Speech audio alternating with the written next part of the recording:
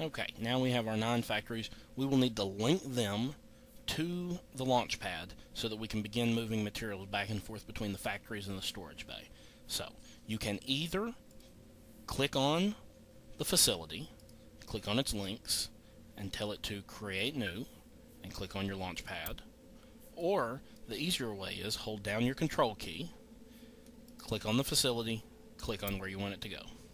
Hold down the control key, release the control key, click on the facility. And we'll do this for each one. Now, rather than linking these outlying factories straight to the launch pad, I'm going to link them to the factory next to them to make the distance shorter so it doesn't eat up as much CPU. Alright, once we have all that, we need to submit our changes, and there's our factories built. And they're linked to our launch pad. But what we really need to do is tell them what to build. So if you click on them, it'll bring up the window, and you can tell it schematics. The base metals that we are mining react into reactive metals.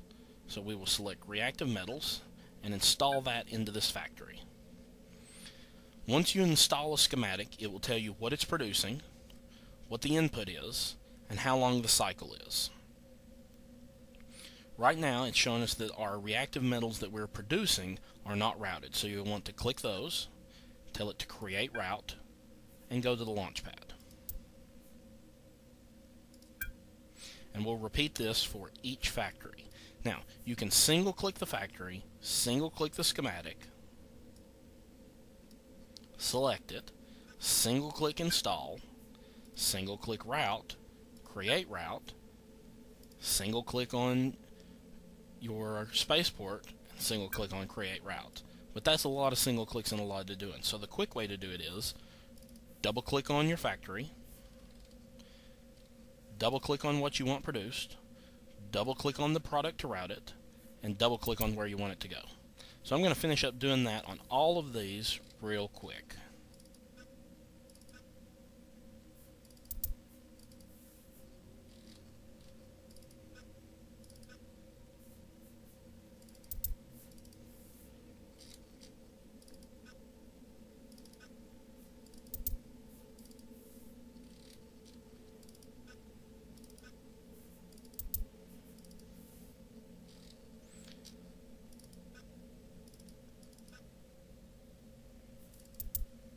Okay, that will give us 9 factories creating reactive metals with their outputs going to our launch pad. You probably notice now that we haven't given them any inputs. So the final step to do in this process is to select our launch pad and look in our storage for what we're mining. Because our extractor hasn't finished its first cycle, we have nothing in here. So you can either choose to wait until your extractor has finished its cycle and then create routes like we did for the products from the factories, or you can click on routes, sort it by the type. Here are our base metals incoming. Let's take our base metals, create a route to our factories.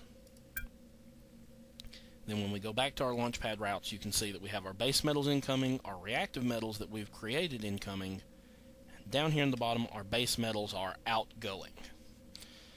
So you're going to want to go back up to incoming base metals, create a route up for them to each factory.